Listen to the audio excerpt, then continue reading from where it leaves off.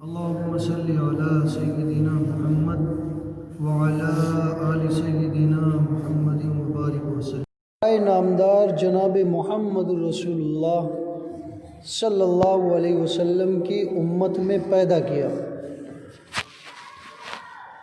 جب مدینہ منورہ کے اندر اسلام کی ابتدا ہوئی،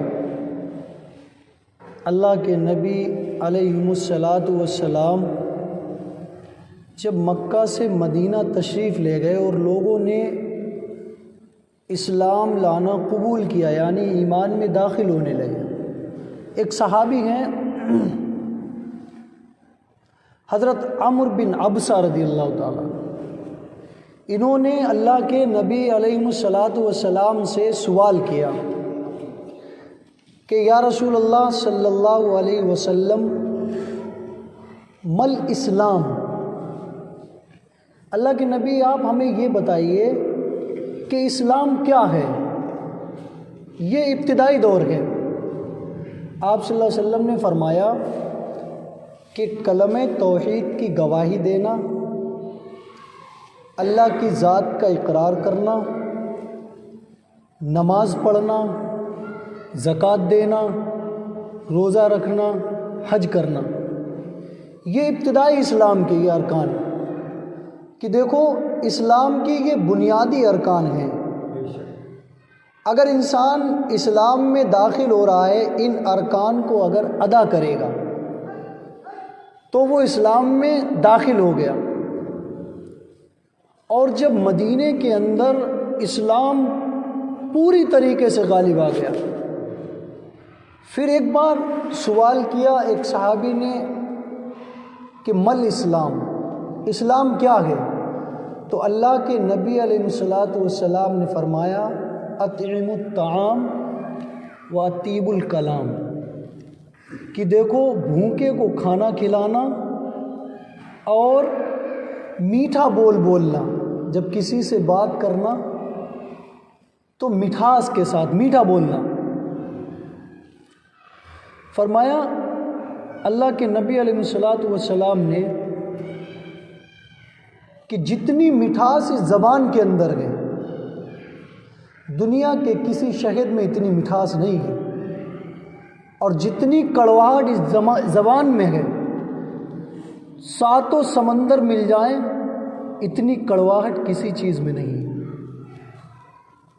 تو اسلام کیا جب غلبہ ہو گیا مدینے کے اندر، تو آپ نے فرمایا کہ بھوکے کو کھانا کھلانا، اور جب بولنا تو میٹھاس کے ساتھ بولنا، اچھی بات بولنا۔ جب گفتگو کرے کسی سے بولے تو دل میں کوئی ایسی چیز نہ ہو جس سے بخل ثابت ہو۔ اللہ کو سخی سے بہت پیار اور بخیل سے بہت نفرت، بہت زیادہ۔ بخیل جو خرچی نہ کرتا ہو، جوڑتا رہتا ہو، جوڑتا رہتا ہو، جوڑتا رہتا ہو، وہ جہنم کے نزدیک، جنت سے دور، لوگوں سے دور، اللہ کا بھی دوست نہیں۔ سخی جنت کے قریب، جہنم سے دور، لوگوں کا دوست، اللہ کا محبوب، اللہ کا چہیتا۔ تو سخی سے ہمیشہ اللہ کا تعلق رہا۔ اور سخی کون؟ جو خوش دلی کے ساتھ خرچ کرتا ہو۔ تو جب مدینے کے اندر اسلام کا غلبہ ہو گیا تو آپ نے فرمایا کہ بھوکے کو کھانا کھلانا، اور جب بولنا تو اچھا بولنا۔ پھر ایک صحابی نے کہا کہ اسلام کے بعد اب مل ایمان، اللہ کے نبی علیہ الصلاۃ والسلام سے ایمان کا سوال کیا کہ ایمان کیا چیز ہے، ایمان کیا دولت ہے؟ اللہ کے نبی نے فرمایا آمنت باللہ و ملائکتہ و کتبہ و رسلہ والبعث بعد الموت۔ اللہ پر ایمان رکھنا، کتابوں پر ایمان رکھنا، اس کے رسول پر ایمان رکھنا، اور موت کے دن کا یقین رکھنا کہ موت کے بعد بھی ایک زندگی زندہ کیے جائیں گے، سوال کیا جائے گا۔ تو اور یہ کب حاصل ہوگا؟ جب ہمارے اندر سخاوت کا جذبہ ہوگا۔ سخاوت کی بنا پر آپ نے سنا ہوگا کہ بنی اسرائیل کے اندر سامری جس نے بچڑا بنایا تھا، تو اس نے بچھڑا بنایا، لوگوں نے اس کی پوجا کرنا شروع کر دیا، اللہ کی ذات کے ساتھ شریک ٹھہرا دیا، اور سامری نے بچھڑا بنایا اور لوگ اس کی پوجا کرنے لگے۔ تو حضرت موسیٰ کو اللہ نے حکم دیا کہ ایسا کرو، انہیں قتل کر دو، سب کو ختم کر دو ان کو۔ تو سب کو قتل کر دیا۔ پھر جو ہے ملک الموت سے اللہ نے کہا کہ سامری کو چھوڑ دو۔ موسیٰ علیہ السلام سے کہا، موسیٰ علیہ السلام کہ سامری کو چھوڑ دو۔ تو موسیٰ علیہ السلام نے کہا یا اللہ اس نے ہی تو بچڑا بنایا اور ہم اسے ہی چھوڑ دیں؟ اس نے بچڑا بنایا، تیار کیا، سب پوجا کر رہے ہیں اور اسے ہی تو کہہ رہا چھوڑ دیں ہم؟ تو اللہ تعالیٰ نے کہا اسے اس کی سخاوت کی بنا، حالانکہ منافق، اس نے بچڑا بنایا، لوگ پوجا کر رہے ہیں، لیکن سامری کی سخاوت کی وجہ سے اللہ نے موسیٰ سے کہا اس کو چھوڑ دے اور ہم دیکھ لیں گے اس کا جو کچھ ہو۔ تو سخاوت کی بنیاد پر کتنا اس نے ویسا کام کیا، لیکن سامری کو چھوڑ دیا گیا سخاوت کی بنا پر۔ خسرو پرویز کے دربار میں ایک مرتبہ ایک مچھوارا آیا مچھلی لے کر، اور یہ بہت مالدار تھا، اللہ نے بے شمار دولت دے رکھی تھی اس کو، خسرو پرویز کو اور اس کی بیوی شیری۔ تو جب وہ مچھوارا مچھلی لے کے آیا تو انہوں نے 4000 دینار میں اس مچھلی کو خرید لیا۔ تو ان کی بیوی ناراض ہو گئی کہ اتنی قیمت میں تم نے اس مچھلی کو خریدا، واپس کر دو۔ تو اس نے کہا اب تو یہ تو میری سخاوت پہ داغ ہو جائے گا کہ خسرو پرویز نے سودا کر کے اور مکر گئے، میں کیسے قوم کو اپنی منہ دکھاؤں گا؟ کہا نہیں، میں ایک اس کا راستہ بتاتی ہوں اور تم اس کو واپس کر دو۔ تو خسرو پرویز نے کہا ٹھیک ہے بتاؤ۔ کہا تم اس مچھوارے کو بلاؤ اور اس سے یہ کہو، پوچھو کہ یہ مچھلی نر تھی یا مادہ؟ تو انہوں نے کہا ٹھیک ہے، اس مچھوارے کو بلاتے ہیں۔ بلایا تو اس سے پوچھا کہ یہ بتاؤ یہ مچھلی نر گئے یا مادہ؟ اس نے کہا صاحب نہ تو یہ نر گئے اور نہ یہ مادہ ہے۔ کہا 4000 اسے اور دے دو۔ کتنے ہو گئے؟ 8000۔ سخاوت دیکھو آپ، 8000 دے دو۔ اب وہ اور ناراض کہ ہم نے تو یہ کہا کہ مچھلی کا آپ پوچھنا نر یا مادہ، اس کا بھی اس نے جواب دے دیا کہ یہ نہ نر ہے نہ مادہ ہے، یہ مچھلی ہے، ہم تو اسے جان ہی نہیں رہے۔ تو خسرو پرویز نے کہا اسے 4000 اور دے دو، 8000 ہو گئے۔ پھر جو گئے اس نے کہا اب کیا کیا جائے؟ اب جب وہ دینار لے کر چلا تو ایک دینار گر گیا اس کے مچھوارے کے ہاتھ سے۔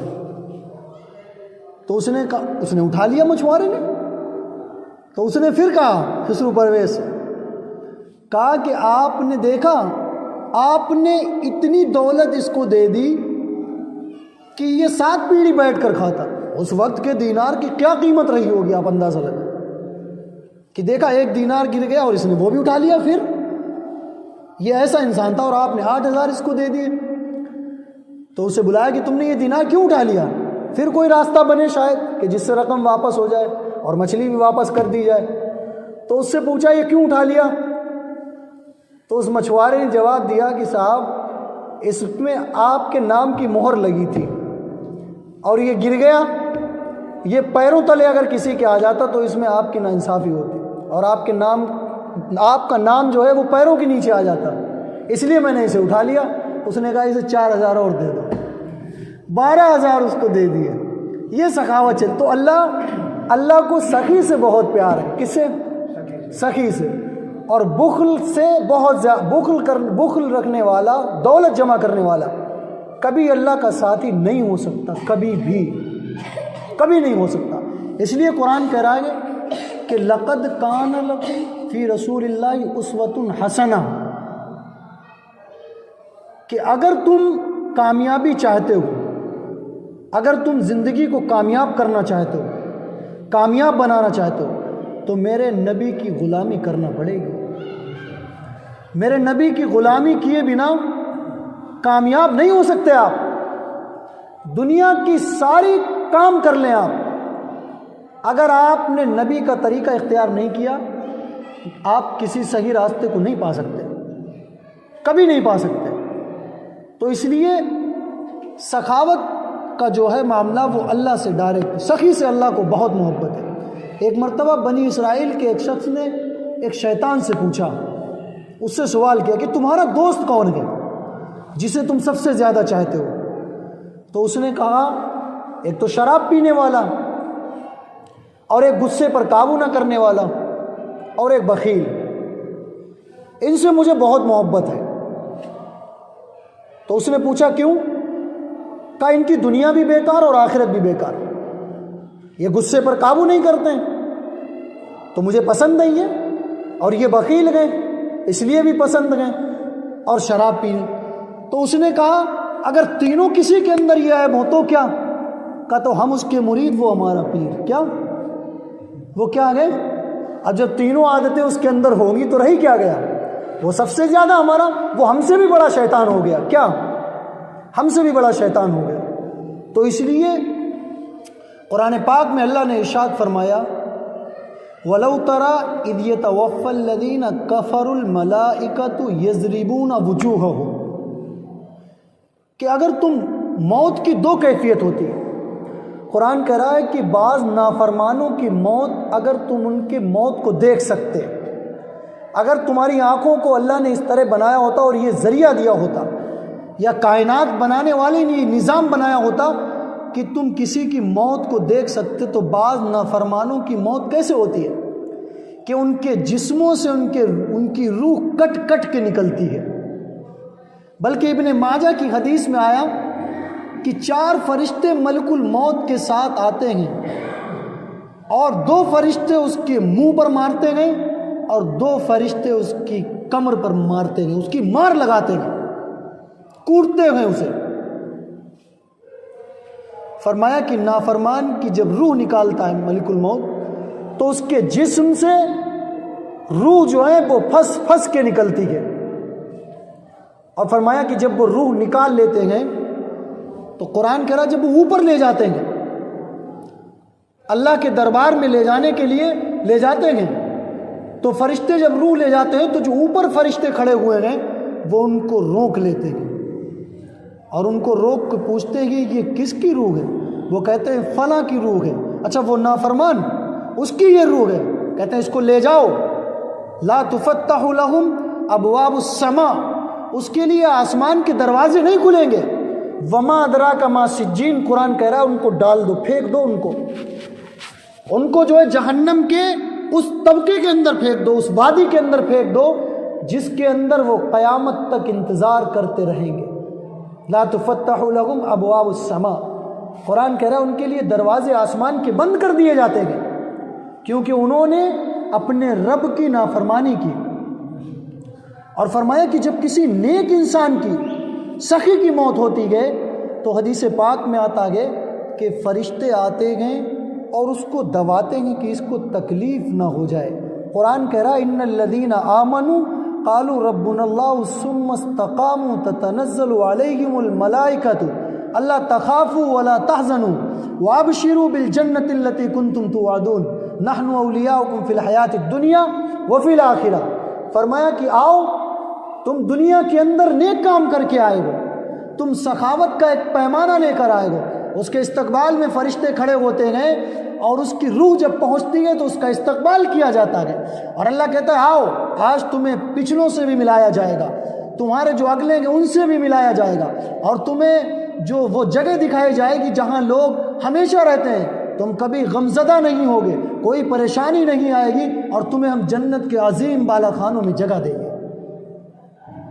اور جب کسی نافرمان کی موت ہوتی تو فرمایا کہ جب اس کی روح نکالتے ہیں فرشتے تو فرمایا کہ اس کی مار لگاتے ہیں، اس کو کوٹتے ہیں، اور فرمایا کہ ملک الموت جب اس کی روح کو کھینچتے ہیں تو قطرہ قطرہ ہو کر اس کی روح اس کے جسم سے نکلتی ہے۔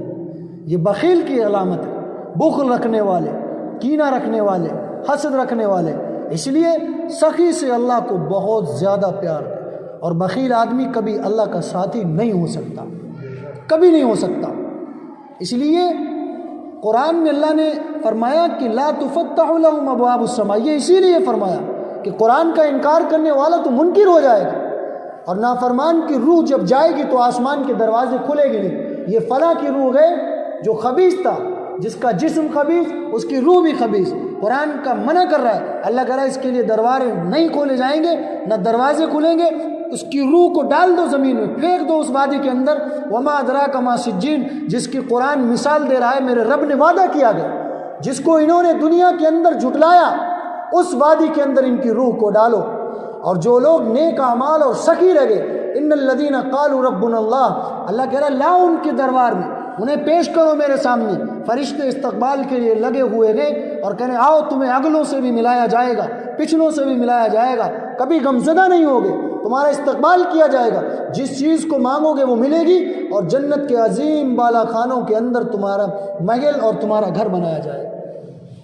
اور یہ ملے گا جن کا یقین اس بات پر ہے کہ ہاں سخاوت کرنے سے ہر چیز حاصل ہو سکتی ہے، ان کو ملے گا. اور جن کے اندر ایمان نہیں، جو بخیل گئے، تو فرمایا کہ ان کے شیطان کے ساتھ ہی ہے. وما ادراک ما سجین، وہ وادی جو قرآن مثال دے رہا ہے، اللہ نے وعدہ کیا، وہ انہی لوگوں کے لیے تیار کی گئی. نافرمانی کرنے والے، بخیل لوگ، کینہ رکھنے والے، حسد رکھنے والے، ان لوگوں کے لیے اللہ نے وہ وادی تیار کر رکھی ہے. اور جو سخاوت کا پیمانہ جنہوں نے دنیا میں پیش کیا اور لوگوں کو دکھایا، اللہ نے ان کے لیے عظیم بالا خانوں میں ایسی نمایاں چیزیں عطا کی ہوں گی کہ وہ لوگ حیران ہوں گے کہ کاش دنیا کے اندر ہم نے بھی نیک عمل کیے ہوتے. اور یہ لوگ جو بخیل یہ کہیں گے کہ اللہ وَأُخْرِجُ الْيَوْمَ، ہمیں ایک دن کی صرف مہلت دے دے، ایک دن کے لیے دنیا میں بھیج دے. لعلی اعمل صالحا، میں ہمیشہ ایک دن کی مہلت دے دے اور ایک بار زندگی دے دے. لعلی اعمل صالحا، میں پوری زندگی وعدہ کرتا ہوں میرے رب میں نیک اعمال کروں گا. لیکن وہاں فیصلہ سنائے جانے کے بعد فیصلہ دوبارہ نہیں سنایا جائے گا. قرآن کہہ رہا ہے وہاں کا فیصلہ لعلی اعمل صالحا کا ہو یا وما ادراک ما سجین کا کیا جائے، فیصلہ سنایا جائے گا تو صرف ایک بار سنایا جائے گا. دنیا کا نظام تو بدل سکتا ہے، دنیا کے فیصلے تو بدل سکتے ہیں، لیکن میرے رب کا فیصلہ کبھی بدل نہیں سکتا، نہیں بدل سکتا. اس لیے سخاوت کا پیمانہ بنو.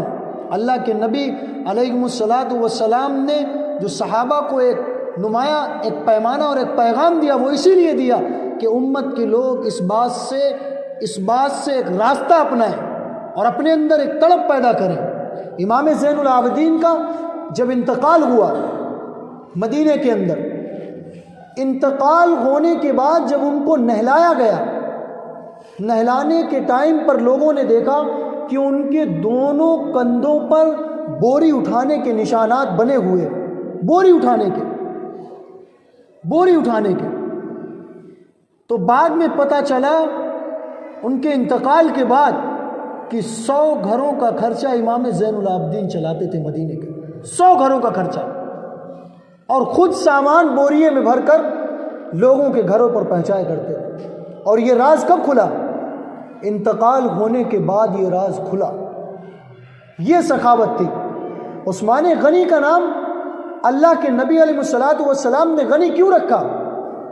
جب مدینے کے اندر قحط سالی آئی، 1000 اونٹ مال تجارت کے لیے لے کر پہنچے.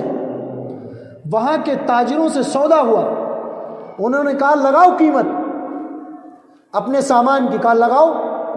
10 روپے سے سودا شروع ہوئی، کہا میں نہیں دیتا، کہا میری سودا 15 روپے میں مانگی گئی. تاجر لوگوں نے پھر 2 روپے بڑھا دیے کہ 12 روپے میں، 12 درہم میں ہم تمہاری سودا لینے کو تیار. کہا میری 15 روپے میں مانگی، میں نہیں دے سکتا. پھر انہوں نے 2 روپے بڑھائے، کہا 14 روپے میں لینے کو تیار. اب اس وقت چنندہ تاجر ہوا کرتے تھے، تو انہوں نے پھر اس بات کو کہا کہ ایسا کون سا تاجر آ گیا تجارت کرنے والا کہ جس نے ہم سے زیادہ رقم لگا دی ہو؟ مدینے کے اندر نیا تاجر کون ایسا ہوا؟ تو عثمان غنی نے کہا کہ میرے اللہ نے کہا کہ میں 1 کے 10 دوں گا، 10 دوں گا، کہ اگر عثمان تو یہ مال مدینے والوں کے لیے خرچ کر دے گا تو میں 1 روپے کے 1 درہم کے 10 دینار تیرے لکھوں گا. تو میں یہ 1000 اونٹ مال مدینے کے لوگوں پر قربان کرتا ہوں. تو اللہ کے نبی علیہ الصلوۃ والسلام نے عثمان کا نام کے آگے غنی کا لقب بڑھا دیا کہ یہ ہے عثمان غنی. یہ تھا ایمان، یہ تھی سخاوت کا، یہ عثمان غنی ہے کہ جس نے مدینے میں قید سالی آنے کے بعد اس دور کے اندر آپ اندازہ لگائیں، اس دور کے اندر 1000 اونٹ مال کتنے اربوں روپے کا ہوگا، لیکن ایمان کا سودا تھا اور یہ سخاوت تھی کہ میرے اللہ کے یہاں مجھے اتنا ملے گا۔ اللہ کی ذات سے لگاؤ تھا کہ میں اگر یہاں یہ مال مدینے والوں کے اوپر خرچ کر دوں گا تو میرا اللہ 1 کے 10 دے گا، یہ 15 دے رہے ہیں، میں نہیں انہیں دوں گا۔ یہ سخاوت تھی، یہ پیمانہ تھا، یہ ایک ایسا نمونہ بن کر پیش کیا، یہ امت کے لیے پیش کیا کہ آنے والے تاجروں کو، تجارت کرنے والوں کو، دکانداروں کو، لین دین کرنے والوں کو یہ سبق ملے کہ صحابہ کرام نے، اللہ کے نبی علیہ الصلوۃ والسلام کے صحابہ نے کیسی تجارت کی اور کیسی سخاوت دنیا کے اندر دکھائی۔ تو یہ اپنے اندر تہیہ کریں، اپنی تجارت کو اللہ کے راستے میں، یا اللہ کے نبی علیہ الصلوۃ والسلام نے جو طریقہ بتایا اس راستے پر آپ اپنی تجارت کریں گے تو اس سے نفع بھی ہوگا اور فائدہ بھی ہوگا اور نقصان سے بھی رہیں گے، ہمیشہ بچتے رہیں گے۔ تو آپ اپنے اندر یہ عہد کریں کہ ہم ایک سخاوت کا پیمانہ بنائیں اور اللہ کے دوست بنیں گے نا انشاءاللہ۔ ہاں، یہ عہد کریں کہ جو کام کریں گے، تجارت ہو، کھیتی لائن سے ہو، زمینی لائن سے ہو، کسی بھی اعتبار سے ہو۔ علماء نے لکھا ہے کہ جو لوگ غلے کی پیداوار کرتے ہیں، غلے کی پیداوار، اور جو غلہ اپنے کھیتوں کے اندر ڈالتے ہیں، اور ڈالنے کے بعد بعض لوگوں کی عادت یہ ہوتی ہے کہ وہ زمین ان کی نہیں ہے لیکن کسی غریب کی زمین کو بڑھا کر اس میں فصل بوئے ہوئے، اور بونے کے بعد جو اس میں سے غلہ پیدا ہوگا اور وہ غلہ سارے غلے کے اندر مل جائے گا جو فصل تیار ہوگی، تو علماء نے لکھا ہے کہ وہ غلہ اس کے لیے حرام ہو گیا، پورا غلہ وہ کھانے کے لائق ہی نہیں رہا۔ جیسے ہمارا یہ حال ہے، ہماری کیا سخاوت ہے ہماری اور آپ کی؟ آپ کے پاس 100 بیگھے زمین، 50 بیگھے، 100 بیگھے، آپ ان کا تہیہ کر لینا اور انہیں دیکھ لینا۔ ہمارا یہ حال ہے کہ ہم جب کھیت کو جتوائیں گے تو جو ہم جتوانے کا جو ٹریکٹر رکھوائیں گے اور ہیرو لگوائیں گے تو وہ ہم دوسرے کی میڑ سے لگوانا شروع کریں گے۔ یہ معاشرے کا ایک نظام چل رہا ہے، یہ ہمارا ایمان کا سودا ہے۔ حدیث پاک میں آتا ہے انما الاعمال بالنیات، کہ عمل کا دار و مدار نیت پر ہے۔ اب اسے وہی کاٹنے میں اچھا لگ رہا ہے اور اس نے چاروں طرف کاٹ دیا اور ایک بالشت اس نے کاٹا۔ اب آپ اندازہ لگائیں کہ جس نے 100 بیگھہ زمین یا 10 بیگھے زمین میں ایک بالشت کسی غریب کو کاٹ دیا، اس کی میڑ کاٹ لی اور وہ صحیح ہے، اور اس ایک بالشت زمین میں جو غلہ اٹھا وہ 10 بیگھہ کے پورے ایریے کے اندر پھیلا، اور پھیلنے کے بعد جب وہ غلہ کاٹا گیا وہ غلہ اس فصل کے اندر ملا، اور اس فصل کو اگر آپ کھا رہے ہیں تو آپ حرام مال کھا رہے ہیں، کسی دوسرے کی زمین سے اگے ہوئے چیز سے آپ نفع اٹھا رہے ہیں۔ یہ ہمارا حال ہے۔ مرنے کے بعد، نماز کے بعد جو سب سے زیادہ قبر کے حساب و کتاب کے بعد انسان سے جو حساب ہوگا اور قبر میں جو پریشانی پیش آئے گی وہ زمین کے مسئلے میں۔